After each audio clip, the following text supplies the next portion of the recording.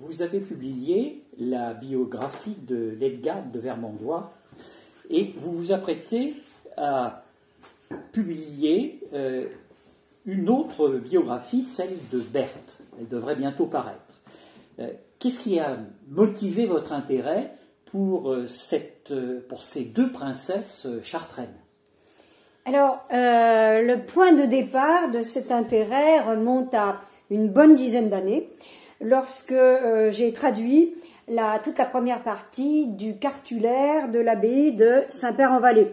C'est ce livre qui a été publié par la Société archéologique en 2014. L'abbaye de Saint-Père-en-Vallée était extrêmement importante. C'était vraiment la rivale, en ce qui concerne les possessions, de la cathédrale de Chartres. Et comme tous les établissements religieux de l'époque, elle possédait ce qu'on appelle un cartulaire, c'est-à-dire un ensemble de chartes, des textes officiels, carrément des textes notariés, sur lesquels figuraient essentiellement les donations. Cela permettait aux établissements religieux d'avoir un relevé écrit de ce qu'ils possédaient. En cas de litige, cela pouvait être important. Le cartulaire que j'ai traduit, qui était entièrement en latin, a été réalisé dans la deuxième moitié du XIe siècle par le moine Paul, qui était un petit peu le notaire de l'abbaye, mais qui a aussi joué un rôle d'archiviste, car il a recherché des actes antérieurs à sa vie, c'est-à-dire des actes des 9e, 10e siècles. Et je me suis rendu compte que l'une des donations les plus importantes qui figurait dans cet ensemble, c'était une donation de 978. Nous avons beaucoup de chance à Chartres, parce que la charte originale se trouve dans les archives départementales d'Eure-et-Loir. C'est le document le plus ancien que possèdent les archives départementales d'Eure-et-Loir. Cet acte a été réalisé par la comtesse Ledgarde, on le voit ici dans le livre. La comtesse Ledgarde déclare donner le 5 février 978 à l'abbaye de Saint-Père-en-Vallée des biens qui lui venaient de son père, Herbert de Vermandois, et ces biens se trouvent actuellement dans le département des Yvelines. Il s'agit de Jusier, Limay, Fontenay. Il consiste en église, en terre, en vigne. Et elle déclare les donner pour la rédemption de l'âme de celui qu'elle appelle son seigneur, cela signifiait son époux, le comte Thibaut. Ce comte Thibaut, donc son ex-époux, c'est Thibaut le tricheur, personnage très puissant, comte de Blois, Tours, puis Chartres, Châteaudun, qui était décédé un an avant, en 977. Et Ledgarde fait cette donation avec, bien sûr, l'accord de ses fils, qui sont eux aussi très prestigieux. On voit très bien ici le nom de l'un de ses fils, c'est écrit en très très gros, car c'est Hugues qui était archevêque de Bourges, et l'autre est Eudes, alors Odo en latin, qui est devenu, après la mort de son père, donc depuis 977, le comte de Blois, Tours, Chartres, Châteaudun. J'ai réalisé que cette Ledgarde, qui faisait quand même un don extraordinaire à Saint-Père-en-Vallée, qui était comtesse, était très peu connue.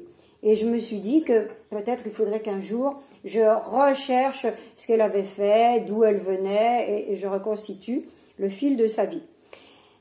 D'autres donateurs, bien sûr, figurent un petit peu partout, et une autre femme a attiré mon attention, c'est une certaine Berthe, qui était la belle-fille de Ledgarde, puisque elle est déclarée épouse d'Eudes Ier, d'Eudes, donc le fils de Ledgarde et de Thibaut le tricheur. Et Berthe aussi a souscrit un certain nombre de donations. Donc après Ledgarde, je me suis dit que je pourrais me pencher aussi sur Berthe. Alors le travail sur Ledgarde, bon, c'est celui-ci, il a été achevé depuis quelques années et j'ai terminé les recherches sur Berthe. Vous venez d'évoquer deux comtesses de Blois, Chartres et Tours. Pourtant, le titre de votre nouvel ouvrage, c'est La reine Berthe. Alors, la question qui se pose, comment est-elle devenue reine? Oui, effectivement. Berthe, bon, pour comprendre, a parcouru beaucoup de terrains et différentes phases de sa vie méritent d'être expliquées. On l'appelle parfois Berthe de Bourgogne, car elle est née certainement dans la ville de Vienne, évidemment en France, dans le département de l'Isère. Elle était la fille de Conrad le Pacifique, le roi de ce qu'on appelait la Bourgogne transjurane, avec Vienne et Lyon comme ville principale, et transjurane parce que ce royaume allait au-delà du Jura et des Alpes et comprenait des lieux qui sont maintenant en Suisse, en particulier l'abbaye de Payerne ou les villes de Lausanne et de Bâle. Et en plus, la mère de cette Berthe de Bourgogne était Mathilde, la sœur du roi Lothaire. Donc Berthe est un très beau parti. Ses parents sont peut-être pas réellement puissants, mais en tout cas prestigieux. Et forcément, le personnage qui lui est très puissant, Eudes Ier, va épouser cette femme.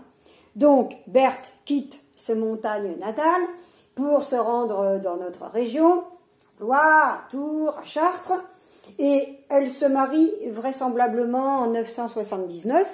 Donc elle a connu Ledgarde, qui elle n'est morte qu'en 981. Le couple a un certain nombre d'enfants, en particulier 2 garçons qui deviendront, après la mort d'Eudes, comtes à leur tour. Alors on retrouve toujours les mêmes prénoms, Eudes, Thibaut, une fille Agnès, un autre, bon, c'est tout. Mais, donc je disais que Berthe et Eudes ont un certain nombre d'enfants, mais Eudes, qui ne cesse de guerroyer pour protéger ce qu'il possède et en avoir si possible le plus, meurt, sans doute usé par ces guerres, en 996. Les enfants de Berthe sont quand même encore assez jeunes, et évidemment, tous les grands comtes ou ducs du voisinage essayent de s'emparer des biens de ses enfants. Donc je disais, je reprends là, oui. Eudes, sans doute épuisé par ses combats, meurt en 996. Les enfants, même s'ils sont nés à partir de 980-81, sont quand même encore très jeunes, et les voisins essayent de leur prendre les biens, en particulier le plus acharné, le plus redoutable d'entre ses voisins, c'était le fameux comte d'Angers, Fulquenera. Berthe a donc besoin de protéger ses enfants, de protéger les biens qu'il possède, et de façon tout à fait logique pour l'époque, elle va demander la protection du roi. Il y a, à ce moment-là, en 996, 2 rois associés. C'est une pratique qui avait déjà été instaurée par les derniers carolingiens. Comme les rois savaient qu'ils risquaient toujours de mourir lors d'un combat, pour être sûrs que la dynastie garde le pouvoir, ils associaient leurs fils. Et en l'occurrence, le roi est depuis 987 Hugues Capet, c'est le début des Capétiens, et il a associé au trône son fils Robert le Pieux. C'est lui que Berthe choisit comme protecteur, et elle a même 2 autres raisons de le choisir. Ils sont très proches parents, puisqu'ils sont cousins issus de Germain, par leur grand-mère, qui descendent toutes les 2 du roi de Germanie, Henri l'Oiseleur. Et il y a encore un autre lien, qui est un lien spirituel très important pour l'Église, c'est-à-dire que Robert le Pieux est le parrain d'un des enfants de Berthe. On ne sait pas exactement lequel, d'un des fils de Berthe. Cela va d'ailleurs poser des problèmes un petit peu plus tard, car le roi ne se contente pas de protéger Berthe et ses enfants, il épouse Berthe.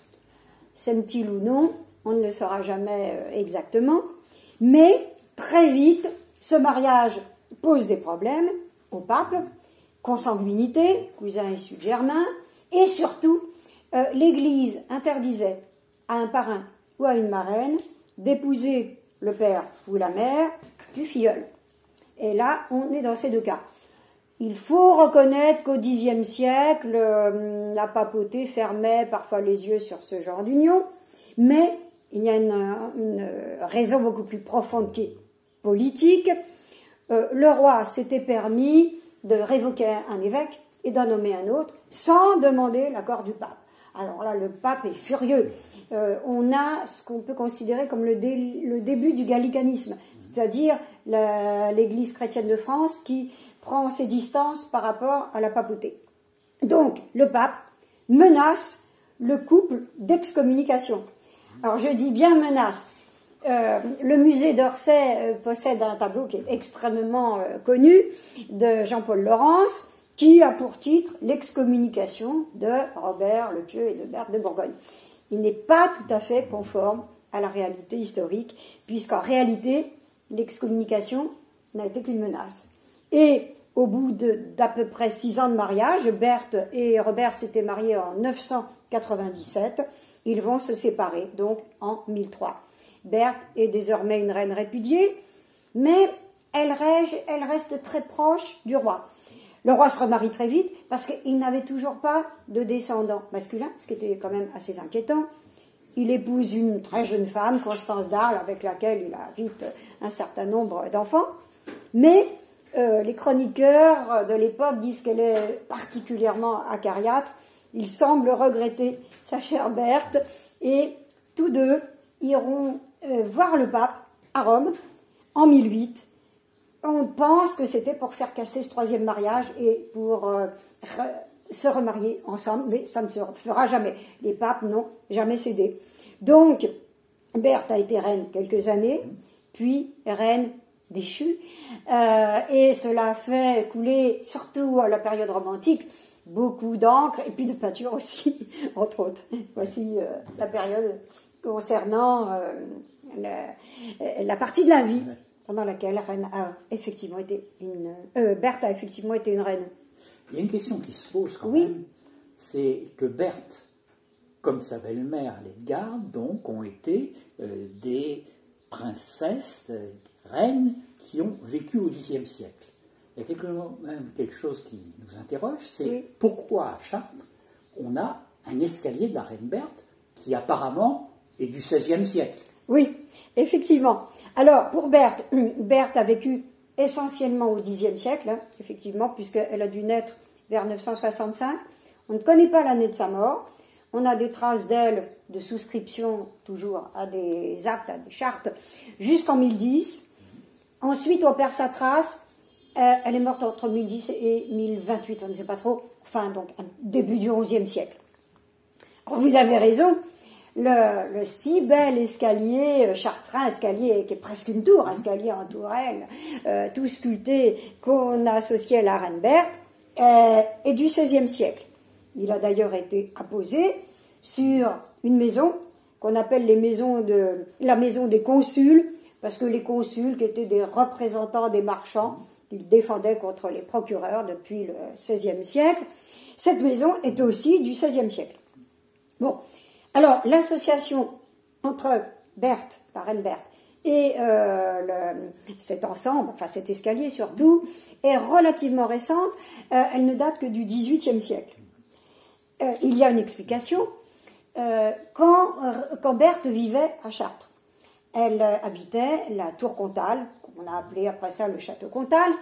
Il a été complètement démoli, mais on sait qu'il se trouvait à l'emplacement de la place Billard. Et il y avait évidemment des dépendances, dont les écuries. Et Dieu sait si les chevaux étaient importants, parce que les aristocrates, à ce moment-là, se déplaçaient sans arrêt et toujours à cheval. Or, l'escalier de la reine Berthe se trouve rue des Écuyers, un peu en contrebas de la maison du Saumon et de la place Billard. Donc, même si Berthe n'allait sans doute pas elle-même chercher et sceller ses chevaux, elle connaissait forcément les écuries. C'est ce qui a donné l'idée d'associer ce bel escalier et cette reine Berthe. Très bien, merci. Je vous en prie.